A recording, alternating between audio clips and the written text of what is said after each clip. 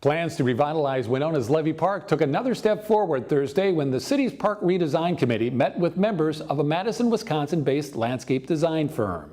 3 members of Smith Group Landscape Architects came to Winona to look at Levee Park and help the committee move plans from the vision stage to something that can be implemented and put in place. During the afternoon wrap-up session, landscape architect Edward Freer was encouraged, telling the committee that they were on the right track. The document, Matt Tucker jump-started the engine. He gave a wonderful overview, and hopefully you're all swelling with pride of why you're here.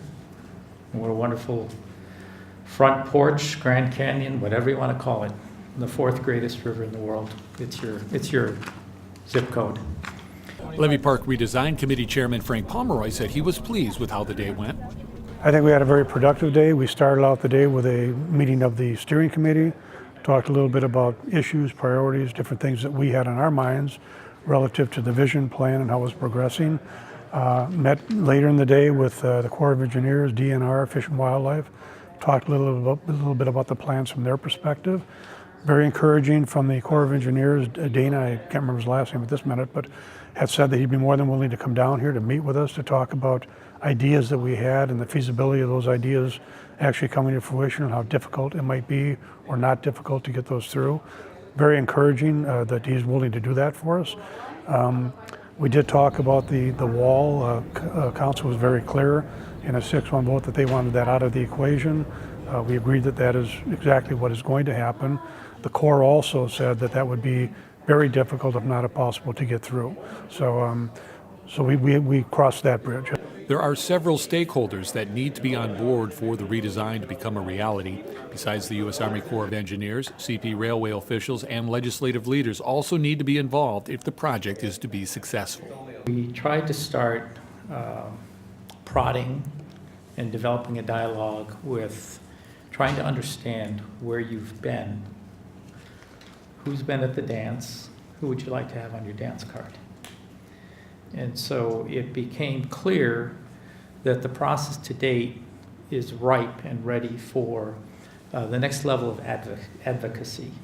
And so continued communication and discussion with the community at large, but now to start thinking and encouraging advocacy with certain partners.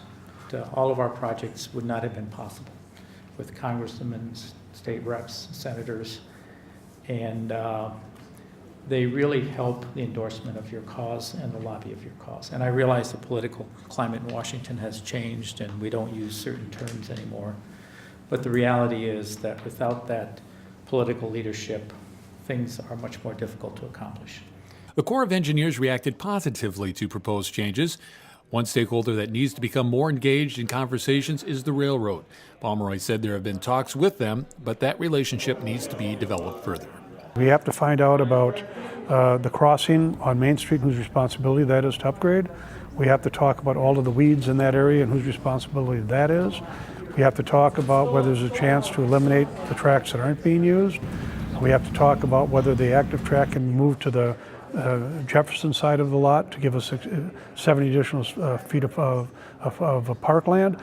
We have a lot of issues we have to sit down and talk about, and we have to clearly get answers as to whether they're doable or not, and whether the railroad is willing to do it. As the project moves forward, Pomeroy believes it is critical that the timeline aligns with the completion of the new bridge. Some of our priorities that have to be in place when the bridge is done is an access, place where people can sit and enjoy their time, an entertainment area, and removing the barriers. Those have to be done when the bridge is done. If people come off of that bike path and they see we're not ready for them, they're going to go somewhere else. And once they go somewhere else, they're difficult to get back. Plus, we have to have a viable place for people downtown to be able to go down and have their lunch and allow them to have a beautiful park around them. Smith Group will now refine the list of 15 project priorities developed during the day and present them to the Winona City Council next month.